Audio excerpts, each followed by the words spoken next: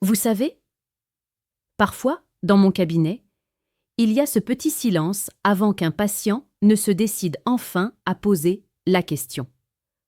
Un silence un peu maladroit, un peu timide, mais tellement humain. Et souvent, ce sont des hommes de 60, 70, parfois 80 ans qui me regardent droit dans les yeux et finissent par murmurer.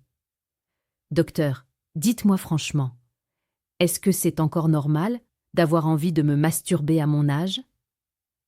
Et à chaque fois, je vois la même chose. Un mélange de honte héritée d'une autre époque, un peu d'anxiété et une vraie envie de comprendre son corps. Alors, permettez-moi de commencer cette vidéo par quelque chose de très simple et très important. Oui, c'est normal. Oui, c'est sain. Oui, c'est bénéfique. Et non, l'âge n'y change rien. Aujourd'hui, nous allons parler de ce sujet avec calme, douceur et surtout avec beaucoup de bienveillance. Parce que vous méritez des réponses claires, sans jugement et adaptées à la réalité de votre corps après 60 ans. Et si vous écoutez cette vidéo, c'est déjà une belle preuve de respect envers vous-même. Vous avez envie de comprendre, d'entretenir votre santé, de rester connecté à votre vitalité. Et ça, c'est précieux. Nous allons voir ensemble comment se masturber en toute sécurité après 60 ans et surtout, quelles sont les 3 erreurs majeures qui peuvent gâcher le plaisir ou même blesser votre corps, parfois sans que vous ne vous en rendiez compte. Ce que je vais vous partager ici, ce n'est pas de la théorie abstraite. Ce sont des observations cliniques, des explications physiologiques simples et des conseils que je donne tous les jours aux hommes qui passent la porte de mon cabinet. Cette vidéo n'est pas là pour choquer, ni pour juger, ni pour vous dire ce que vous devez faire. Elle est là pour vous accompagner, vous rassurer, vous informer et vous redonner confiance en votre corps, même si ce corps a changé. Alors, installez-vous confortablement, respirez tranquillement et laissez-moi vous guider. 1. Pourquoi ce sujet est important pour vous? Quand je parle de masturbation à mes patients seniors, beaucoup me répondent « à mon âge, à quoi bon ?» ou encore « est-ce que ça sert vraiment à quelque chose ?»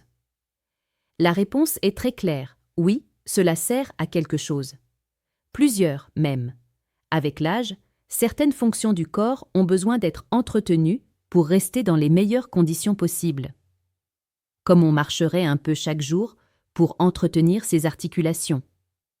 Comme on ferait quelques étirements pour préserver sa souplesse.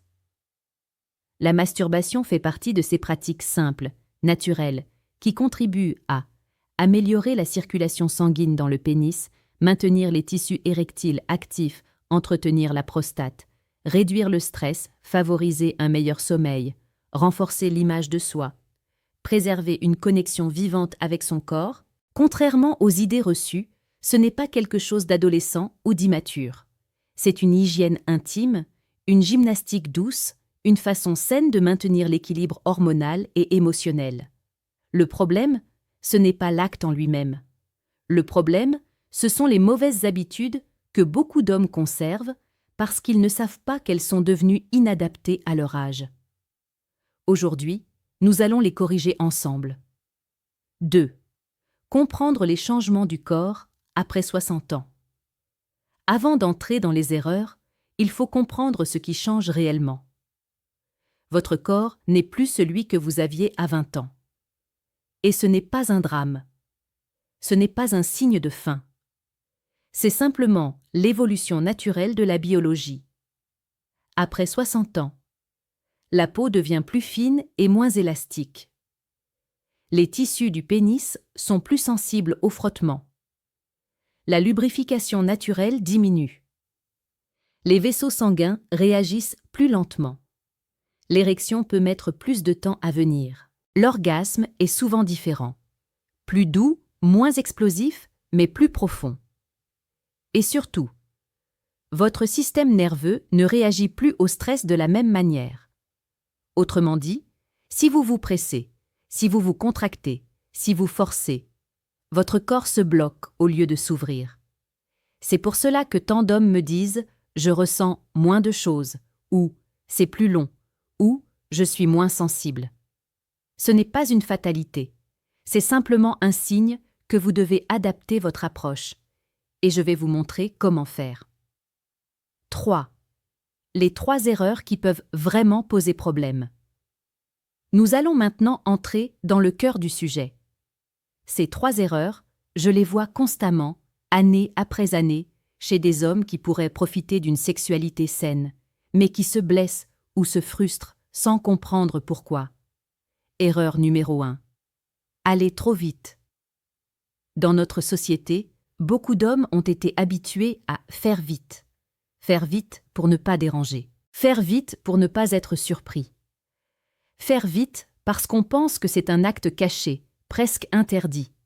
Ce réflexe, vous l'avez peut-être depuis l'adolescence. Mais après 60 ans, ce réflexe devient votre ennemi.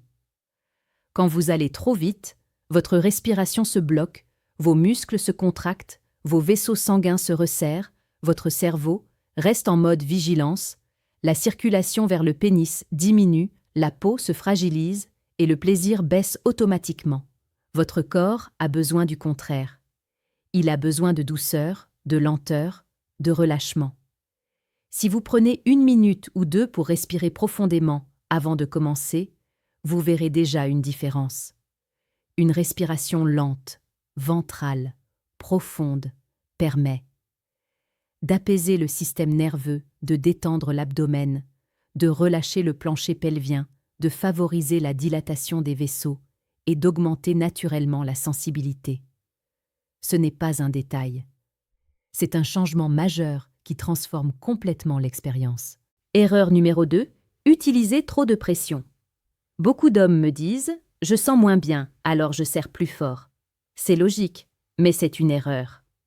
Quand vous appliquez trop de pression, vous risquez de comprimer les tissus du pénis, d'irriter la peau, de créer des micro-plaies invisibles, de réduire encore plus la sensibilité, de perturber la circulation et, sur le long terme, d'habituer votre corps à un type de stimulation impossible à reproduire avec un partenaire.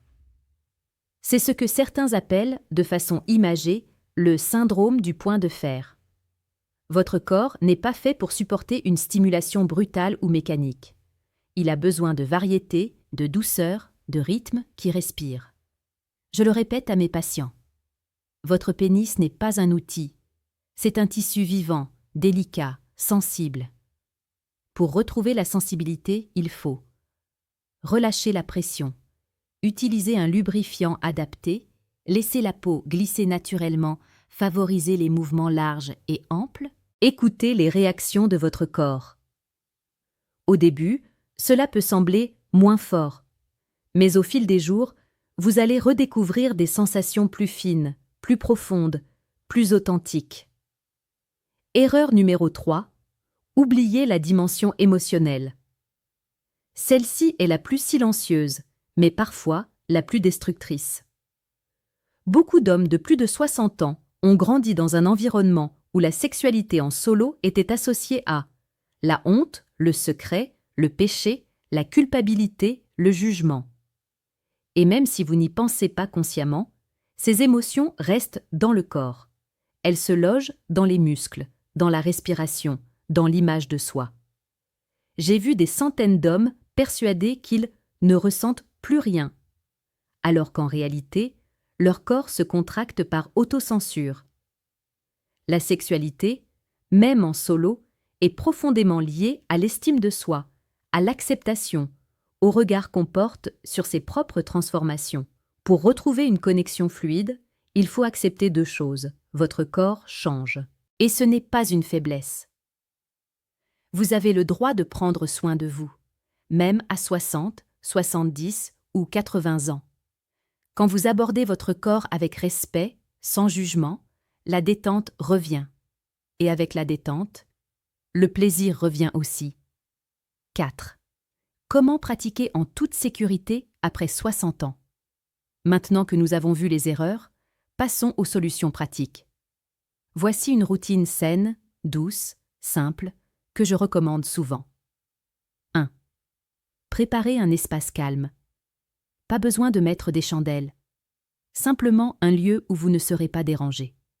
Votre corps se relâchera plus facilement. 2. Respirez profondément pendant 1 minute. Posez une main sur le ventre. Inspirez lentement. Laissez le ventre se gonfler. Relâchez. Cette simple étape change tout. 3. Utilisez un lubrifiant. Après 60 ans, la peau produit moins de sébum. Même si vous pensez ne pas en avoir besoin, en réalité, votre peau vous dira l'inverse. Choisissez un lubrifiant à base d'eau ou un lubrifiant à base de silicone médical. Sans parfum, sans colorant, sans agent irritant. C'est un geste de protection, pas un signe de faiblesse. 4. Commencez doucement. Laissez les tissus se réveiller. Il n'y a aucune urgence. Votre corps fonctionne mieux dans la lenteur. 5. Écoutez les signaux. Rougeur, picotement, fatigue, douleur. Ces signaux ne doivent jamais être ignorés. Ils indiquent une irritation, une tension ou un problème circulatoire.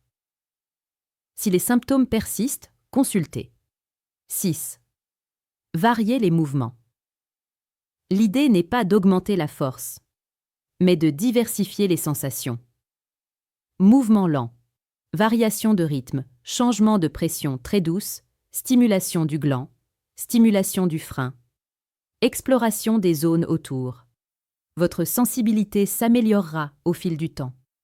7. Accueillez l'expérience, sans objectif.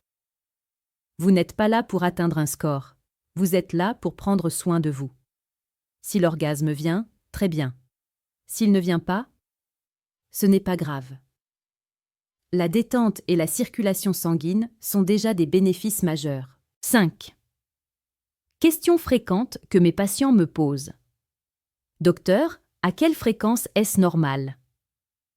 Autant que vous le souhaitez, tant que cela ne vous fait pas mal. Cela ne vous irrite pas. Cela ne remplace pas des besoins affectifs. Cela ne perturbe pas votre quotidien. Certains hommes se masturbent 1 fois par semaine. D'autres 1 fois par jour. D'autres presque jamais. Il n'y a pas de norme. Il n'y a que votre confort. Est-ce normal d'avoir besoin de stimulation visuelle? Oui. Le cerveau est un organe sexuel puissant. Mais attention à ne pas habituer votre corps uniquement à des stimulations très intenses. Variez les supports. Laissez aussi place à l'imagination. Laissez votre corps guider les sensations, sans dépendre totalement de stimuli externes. Et la stimulation anale, est-ce normal d'aimer ça? La réponse est très simple, oui. La zone anale est riche en air. La prostate est un centre de plaisir. C'est anatomique, pas psychologique, et encore moins lié à l'orientation sexuelle. Si vous explorez cette zone, utilisez du lubrifiant, respectez votre confort, allez lentement, privilégiez l'hygiène, ne forcez jamais. C'est une pratique saine si elle est faite dans le respect de votre corps. Et si je suis en couple? La masturbation n'est pas un manque d'amour, ce n'est pas une trahison, ce n'est pas un signe d'insatisfaction. C'est une exploration intime, personnelle, complémentaire, qui peut même enrichir la vie de couple. La clé, comme toujours, est la communication et le respect mutuel. 6. Un dernier mot sur l'âge et la sexualité. Permettez-moi de vous dire quelque chose de simple, mais de profondément vrai. Vous n'êtes pas trop vieux. Votre corps n'est pas défaillant. Vous n'êtes pas trop tard. À 60 ans, 70 ans, 80 ans. Le plaisir existe encore. Le désir existe encore. Et la sensualité n'a pas de date de péremption. Votre sexualité n'appartient à personne d'autre qu'à vous. Pas à la société. Pas à votre passé. Pas à vos croyances anciennes. Elle vous appartient. Et vous avez le droit, oui, le droit, d'en prendre soin. Je voudrais terminer cette vidéo avec un message qui me tient particulièrement à cœur. Prenez soin de votre corps avec douceur. Accordez-vous de la patience. Laissez tomber la performance. Abandonnez la comparaison avec l'homme que vous étiez à 30 ans. Vous n'avez rien à prouver. Vous avez tout à vivre. Votre sexualité n'est pas en train de disparaître. Elle est simplement en train de se transformer. Et dans cette transformation, il y a une beauté profonde, celle de la maturité, de la conscience, de la tendresse envers vous-même. Vous méritez un rapport serein à votre corps. Vous méritez d'être respecté. Et cela commence par le respect que vous vous offrez. Alors, la prochaine fois que vous prendrez un moment pour vous, faites-le avec bienveillance, avec lenteur, avec présence.